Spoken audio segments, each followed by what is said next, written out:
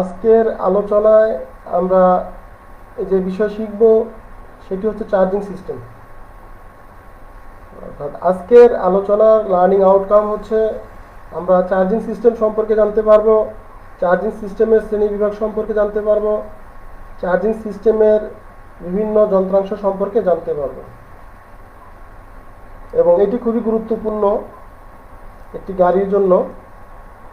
এজন্য আমরা খুব মনোযোগ সহকারে আলোচনা শোনার চেষ্টা করব। চার্জিং সিস্টেম কি? যে সিস্টেমের মাধ্যমে ব্যাটারিকে চার্জ করা হয় এবং গাড়ির অন্যান্য ইলেকট্রিক্যাল সিস্টেমকে পরিচালনা করে তাকে চার্জিং সিস্টেম বলে।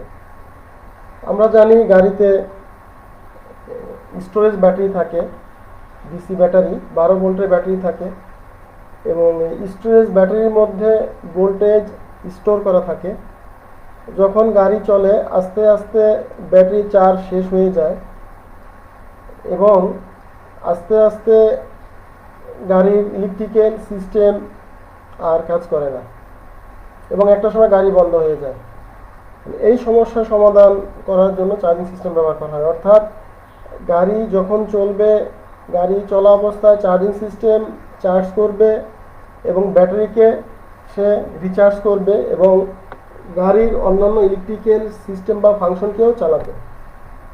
অর্থাৎ চার্জিং সিস্টেম ব্যাটারিকে চার্জ করবে এবং পাশাপাশি গাড়ির অন্যান্য ইলেকট্রিক্যাল সিস্টেমকেও পরিচালনা করবে এবং এটা খুবই ইম্পর্ট্যান্ট এবং গুরুত্বপূর্ণ একটি সিস্টেম। এই চার্জিং সিস্টেম না থাকলে গাড়ি কিছু দূর চলার পর ব্যাটারি ফুল ডিসচার্জ হওয়ার পর বন্ধ হয়ে যেত। এখন চার্জিং সিস্টেম থাকার কারণে এই সমস্যা থেকে সমাধান পাওয়া যায়। তো চার্জিং সিস্টেম সাধারণত 3 প্রকার: slow charging, quick charging, trickle charging.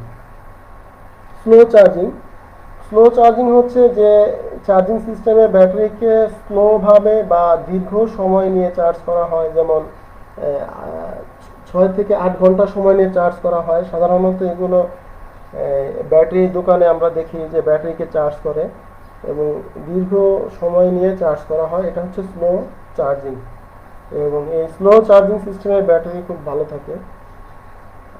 Quick charging এটা মূলত আমরা গাড়িতে ব্যবহার করে থাকি। ইঞ্জিন যখন চলবে বা গাড়ি যখন চলবে, গাড়ি চললে ব্যাটারি আস্তে আস্তে ডিসচার্জ হবে এবং সাথে সাথে আবার চার্জিং সিস্টেম ব্যাটারিকে চার্জ করবে। অর্থাৎ ব্যাটারি ডিসচার্জ হয়ে যাওয়ার সাথে সাথেই আবার ব্যাটারিকে চার্জ করবে। এটা হচ্ছে কুইক চার্জিং, অর্থাৎ কুইক বা খুব দ্রুত চার্জ করবে, ডিসচার্জ হবে সাথে সাথে চার্জ হবে। ট্রিকল চার্জিং সিস্টেম এটা হচ্ছে একটা গাড়ি যদি দীর্ঘদিন পরে থাকে, গাড়ি না চলে, তাহলে ব্যাটারি আস্তে আস্তে ডিসচার্জ হয়ে যাবে এবং একটা সময় অকেজ হয়ে যাবে বা আর চলবে না।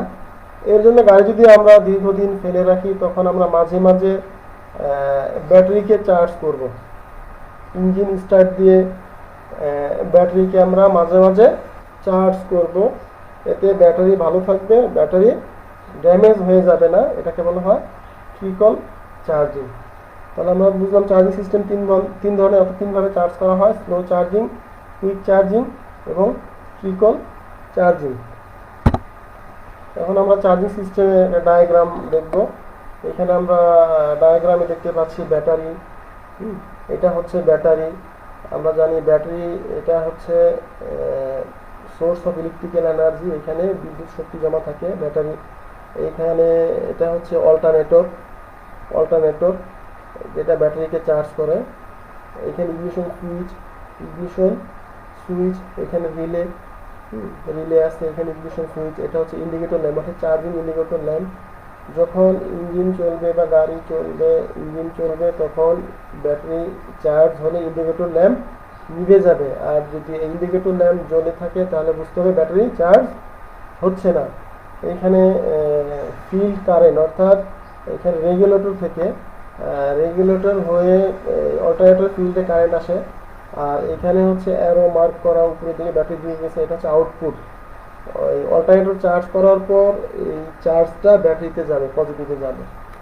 তো এটা একটা সিম্পলি একটা ডায়াগ্রাম চার্জিং সিস্টেমের। তো চার্জিং সিস্টেমের বিভিন্ন অংশের মধ্যে আছে battery, fuse, ignition switch, voltage regulator, alternator, ampere meter, charging indicator, lamp. মোটামুটি এগুলোই: battery, fuse, ignition switch, voltage regulator, alternator, ampere meter, charging indicator, lamp. Battery, এর আগে বলেছি, ব্যাটারিকে বলা হয় সোর্স অফ ইলেকট্রিক্যাল এনার্জি। ব্যাটারির মধ্যে বিদ্যুৎ শক্তি জমা থাকে এবং এটা খুব ইম্পর্টেন্ট একটি ডিভাইস গাড়ির জন্য। হ্যাঁ, গাড়ির বিভিন্ন ইলেকট্রিক্যাল ফাংশনকে পরিচালনা করে ব্যাটারির সাহায্যে। আর সাধারণত গাড়িতে আমরা 12 ভোল্টের ব্যাটারি ব্যবহার করে থাকি এবং ব্যাটারিতে সাধারণত ডিসি ভোল্ট জমা থাকে। ইগনিশন সুইচ এটা যে কোনো ইলেকট্রিক্যাল সার্কিটকে অন অফ করার জন্য ইগনিশন সুইচ ব্যবহার করা হয়। ইগনিশন সুইচ সাধারণত স্টিয়ারিং হুইলের নিচে থাকে, ড্রাইভিং সিটের সামনে থাকে ইগনিশন সুইচ, এবং এটা দিয়ে আমরা যে কোনো ইলেকট্রিক্যাল সিস্টেমকে অন অফ করতে পারি। ফিউজ ফিউজ সাধারণত যে কোনো সার্কিটকে পুড়ে যাওয়ার হাত থেকে রক্ষা করে। তো গাড়িতে আমরা বিভিন্ন ধরনের বা বিভিন্ন এম্পিয়ারের ফিউজ ব্যবহার করে থাকি। হ্যাঁ, ফিউজ দুই ধরনের হয়ে থাকে: ব্লেড টাইপ, কার্টিস টাইপ। তো সাধারণত এখানে আমরা যেটা দেখছি এটা হচ্ছে ফিউজ, এটা হচ্ছে ব্লেড টাইপ। ভোল্টেজ রেগুলেটর, তো ভোল্টেজ রেগুলেটর এটা হচ্ছে অল্টারনেটরে ভোল্টেজ প্রবাহের পরিমাণ নিয়ন্ত্রণ করে। তো গাড়ি যখন চলবে, গাড়ি চললে অল্টারনেটর বিদ্যুৎ উৎপাদন করবে এবং সেই বিদ্যুৎ ব্যাটারিকে চার্জ করবে। কিন্তু গাড়ি যখন আস্তে চলবে বা গাড়িতে যখন ইলেকট্রিক্যাল ফাংশন কম ব্যবহার হবে, তখন ভোল্টেজ কম দরকার পড়বে, তখন ভোল্টেজ রেগুলেটর অল্টারনেটরকে ভোল্টেজ কম দিবে, যার ফলে অল্টারনেটর ভোল্টেজ কম উৎপাদন করবে। আবার যখন গাড়িতে ভোল্টেজ বেশি দরকার পড়বে, তখন ভোল্টেজ রেগুলেটর অল্টারনেটরকে বা অল্টারনেটরের ফিল্ডে বেশি ভোল্টেজ সাপ্লাই দিবে, তখন অল্টারনেটর বেশি বিদ্যুৎ উৎপাদন করবে। মূলত ভোল্টেজ রেগুলেটরের মাধ্যমে অল্টারনেটরের ভোল্টেজ প্রবাহের পরিমাণ নিয়ন্ত্রণ করা হয়। আর এই ভোল্টেজ রেগুলেটর দুই ধরনের হয়। এখানে আমরা যে ভোল্টেজ রেগুলেটর দেখতে পাচ্ছি এটা হচ্ছে কনভেনশনাল টাইপ চার্জিং বা অল্টারনেটর সিস্টেমে এই ধরনের ভোল্টেজ রেগুলেটর ব্যবহার করা হয়। এবং বর্তমানে যে কম্প্যাক্ট টাইপ অল্টারনেটর আছে ওইখানে সাধারণত আইসি টাইপ ভোল্টেজ রেগুলেটর ব্যবহার করা হয় এবং এটা দেখতে ছোট। অল্টারনেটর, এখানে আমরা অল্টারনেটর দেখতে পাচ্ছি। অল্টারনেটর এটা মূলত বিদ্যুৎ উৎপাদন করে। অল্টারনেটর এটা হচ্ছে একটি বিদ্যুৎ উৎপাদন করা একটি ডিভাইস। এটা মেকানিক্যাল শক্তিকে কাজে লাগিয়ে বিদ্যুৎ শক্তি উৎপাদন করে।